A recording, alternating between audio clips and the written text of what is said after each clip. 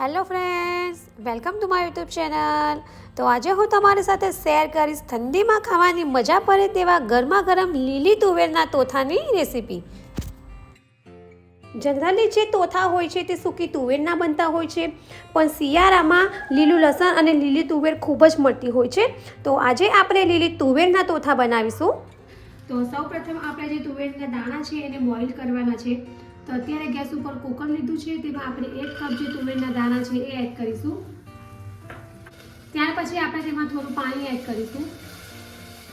ત્યાર પછી આપણે તેમાં ચપટી ખાવાનો સોડા એડ કરીશું, જેનાથી આપણી જે તુવેરના દાણા છે એનો કલર એવો ને એવો જ રહેશે. ત્યાર પછી હવે આપણે થોડું સોલ્ટ એડ કરીશું.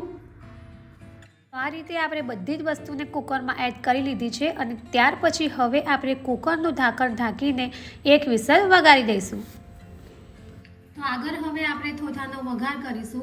તો એના માટે ગેસ ઉપર કઢાઈ લીધી છે. ત્યાર પછી આપણે તેમાં 2 થી 3 ચમચી ઓઇલ એડ કરીશું. ત્યાર પછી આપણે તેમાં જીરું એડ કરીશું. ત્યાર પછી અહીંયા મસાલામાં સફેદ તલ છે, અજમો છે, તમાલપત્ર છે અને લવિંગ છે એ આપણે એડ કરીશું.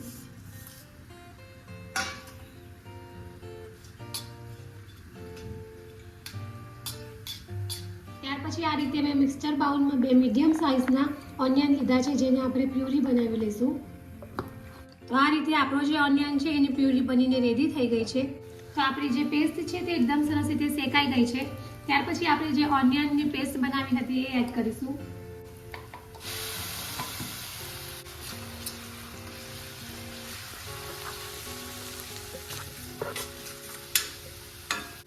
તો આપણો જે ઓનિયન છે એ પણ સરસ શેકાઈ ગયો છે અને ત્યાર પછી હવે આપણે લીલું લસણ એડ કરીશું.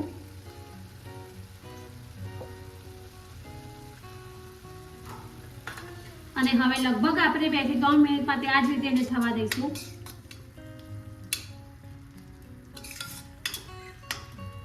હવે આપણે ટામેટાની પ્યુરી બનાવીશું. તેના માટે મેં 2 મીડિયમ સાઇઝના નાના ટામેટા લીધા છે અને હવે આપણે એને મિક્સચરમાં ક્રશ કરી લઈશું. તો આપણી જે ટામેટાની પ્યુરી છે એ આ રીતે રેડી થઈ ગઈ છે. તો લગભગ 2 થી 3 મિનિટ થઈ ગઈ છે અને લસણ પણ સરસ કૂક થઈ ગયું છે. તો લસણને ચડતા વાર નથી લાગતી. ત્યાર પછી હવે આપણે ટામેટાની પ્યુરી બનાવી છે એ એડ કરીશું અને હવે આપણે બધું બરાબર મિક્સ કરી લઈશું.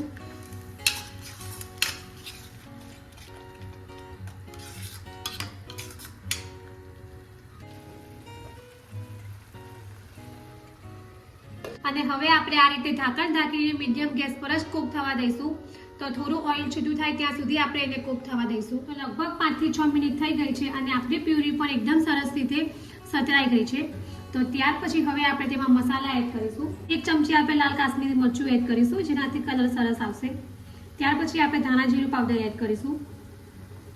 ત્યાર પછી આપણે સોલ્ટ એડ કરીશું. ત્યાર પછી આપણે થોડી હળદર એડ કરીશું અને હવે આપણે એકદમ સરસ રીતે મિક્સ કરી લઈશું.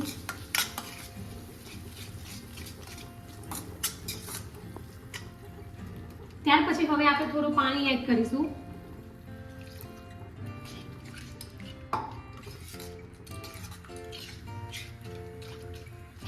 અને આ રીતે 1 થી 2 મિનિટ માટે આપણે એને સાંતળી લઈશું. તો લગભગ 1 વિસલ વાગી ગઈ છે અને આપણા જે તુવેરના દાણા છે તે એકદમ સરસ રીતે બોઇલ થઈ ગયા છે. તો આ રીતે આપણે ચેક કરી લઈએ એક દાણાને. તો દાણા એકદમ સરસ રીતે બોઇલ થઈ ગયા છે. તો હવે આપણે એને કોરા કરી લઈશું. ત્યાર પછી હવે આપણે જે આ તુવેરના દાણાને બોઇલ કર્યા હતા એ એડ કરીશું અને હવે આપણે આ રીતે ચમચાની મદદથી મિક્સ કરી લઈશું અને ઢાંકણ ઢાંકીને આપણે 2 થી 3 મિનિટ માટે એને થવા દઈશું. અને જો પાણીની જરૂર પડે તો આપણે પાણી એડ કરીશું.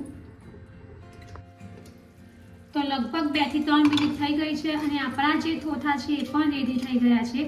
તો અત્યારે આપણને પાણીની બિલકુલ જરૂર નથી. તો હવે આપણે આ સમયે ગેસ ઓફ કરી દઈશું. ત્યાર પછી હવે લાસ્ટમાં આપણે ઉપરથી 1 ચમચી જેગરી પાવડર એડ કરીશું અને હવે એકદમ સરસ રીતે મિક્સ કરી લઈશું. તો ઠંડીમાં ખાવાની મજા પડે તેવા ગરમા ગરમ લીલી તુવેરના તોથા રેડી છે, જેને આપણે સર્વિંગ પ્લેટમાં સર્વ કરીશું.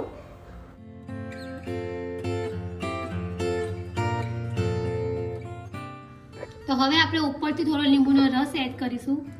ત્યાર પછી હવે આપણે જેની સેવ છે એ એડ કરીશું.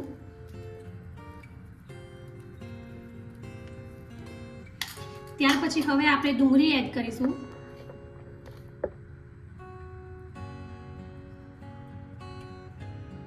ત્યાર પછી થોડું લીલું લસણ એડ કરીશું.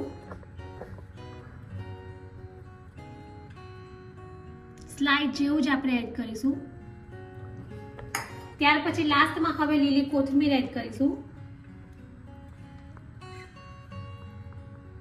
રેડી છે આપણા ઠંડીમાં ખાવાની મજા પડે તેવા ગરમા ગરમ લીલી તુવેરના તોથા, જેને મેં બ્રેડ સાથે સર્વ કર્યા છે.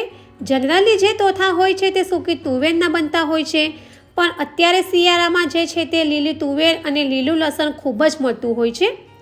તો આ જે તોથા છે તે સૂકી તુવેરના તોથા કરતાં ટેસ્ટમાં ખૂબ જ સરસ લાગે છે. તો તમે પણ જો આ રીતે લીલી તુવેરના તોથા ક્યારેય ટ્રાય ન કર્યા હોય તો એકવાર જરૂરથી ટ્રાય કરજો અને કમેન્ટ બોક્સમાં મને જણાવજો કે તમને મારી આ રેસીપી કેવી લાગી છે. જો તમને મારી આ ગરમા ગરમ લીલી તુવેરના તોથાની રેસીપી પસંદ આવી હોય તો મારી ચેનલને લાઇક અને શેર જરૂરથી કરજો અને આવી જ બીજી નવી નવી રેસીપીઓ જાણવા માટે મારી ચેનલને સબસ્ક્રાઈબ કરવાનું ભૂલતા નહીં.